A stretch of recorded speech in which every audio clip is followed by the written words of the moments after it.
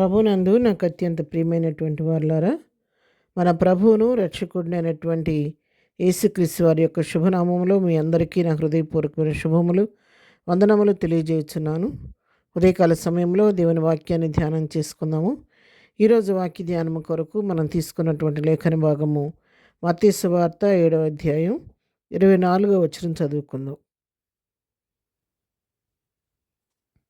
ఈయన మాటలు విని వాటి చొప్పున చేయు ప్రతివాడును బండ మీద తన ఇల్లు కట్టుకున్న బుద్ధిమంతుని పోలియుండును. ఆమేన్. దేవుని నామమునకు మహిమ కలుగును గాక.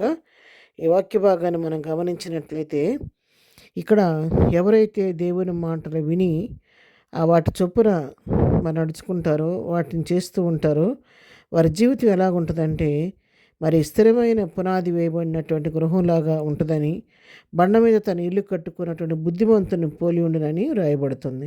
ఎవరైతే దేవుని వాక్యాలు మాటలు విని వాటి చొప్పున నడుచుకుంటారో, ఆయన ఆజ్ఞను గైకుంటారో, వారిని ఇక్కడ దేవుని వాక్యం బుద్ధిమంతులు అని వారిని సంబోధిస్తుంది.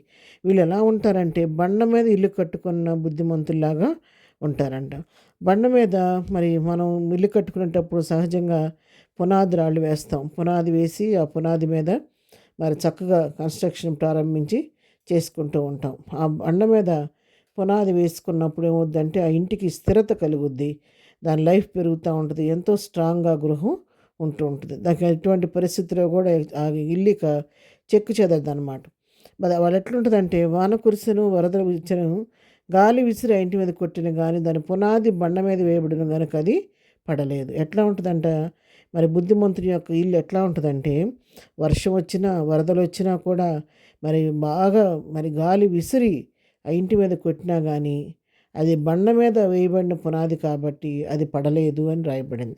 అవును ప్రియరా, దేవుని వాక్యం విని విడిచిపెట్టేవారిగా ఉండకుండా ఆ వాక్య ప్రకారం మన జీవితాలు మనం కట్టుకుంటే, ఆ వాక్యం మీద మనం ఆధారపడి జీవిస్తే, ఆ వాక్యాన్ని అనుసరిస్తూ ఉంటే, వాటిని గైకుంటూ ఉంటే, వాటి చొప్పున మనం చేస్తూ ఉంటే మన జీవితాలు బండ మీద పునాది వేసిన గృహంలాగా ఉంటాయని ఇక్కడ దేవుని వాక్యం సెలవిస్తూ ఉంటుంది.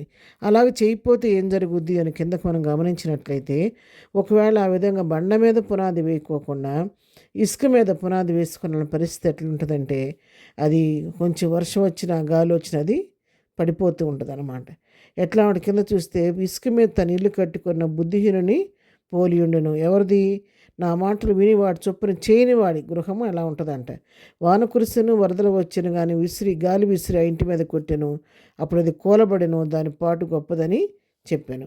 ఎవరైతే దేవుని మాటలు విను కూడా వాక్యానికి చెవి ఇవ్వకుండా, వాక్య ప్రకారం జీవించకుండా, వాక్య ప్రకారం తమ జీవితాలు సరిచేసుకోకుండా, వాక్యానికి విలువివ్వకుండా మరి ఏదో అలవాటుగా వెళ్తున్నాం చర్చికి, 4 మాటలు వింటున్నాం, వస్తున్నాం అన్నట్టుగా సమయాన్ని ఎవరైతే వృధా చేసుకుంటారో వాళ్ళ జీవితం ఎట్లుంటుందంటే ఇసుక మీద పునాది వేసుకున్న గృహంలాగా ఉంటుంది. ఇసుక మీద పునాది వేసి కట్టుకున్న వ్యక్తి అనుకుంటాడు, ఓ అందరికిలాగా నేను కూడా మంచి గృహాన్ని కట్టుకున్నాను, నేను మంచి ఇల్లు కట్టుకున్నాను, బాగున్నాను అనుకుంటాను. కానీ ఎప్పుడు తెలుస్తుందంటే ఆ యొక్క కట్టుకున్న ఇంటి యొక్క స్ట్రాంగ్నెస్ ఎట్లా ఉందనేది అప్పుడు తెలియదు. ఎప్పుడు తెలుస్తుందంటే బాగా వర్షం వచ్చినప్పుడు, వరదలు వచ్చినప్పుడు, లేకపోతే గాలి విసిరినప్పుడు ఆ పునాది ఎంత స్థిరంగా ఉందో తెలిసిపోద్ది. స్థిరత లేకపోవటం వలన ఇసుకలో ఉన్న పునాది కాబట్టి అది కూలిపోద్దని, దాని పాటు గొప్పదని దేవుని వాక్యం సెలవిస్తుంది. పిల్లరా, ఉదయకాలం దేవుని వాక్యం నీతో నాతో మాట్లాడుతుండగా మనము కూడా దేవుని వాక్యం సజీవమైనది, ఆ వాక్యం శక్తివంతమైనది, ఆ వాక్యం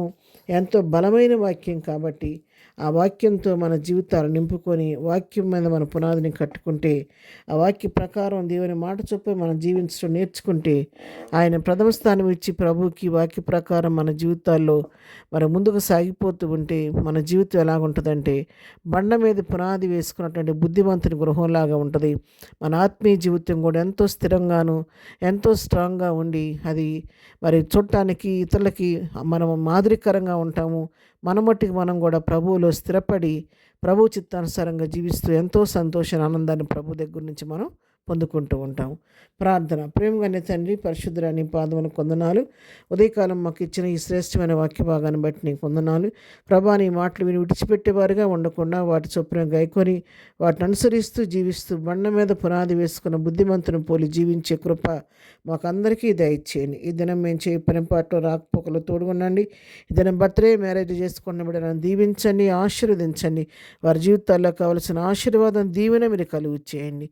ఎవరే సమస్య ఉన్న వారి సమస్యలు తీర్చండి. ప్రతివారి హృదయ వాంఛలు తీర్చి ప్రతివారి పట్ల మేలు చేసి మహిమ పొందమని యేసునామములో ప్రార్థించడి పొందుకొని ఉన్నాము తండ్రి. ఆమెన్. ప్రభు కృప సదాకాలం మనందరికీ తోడయుడు నడిపించును గాక. ఆమెన్.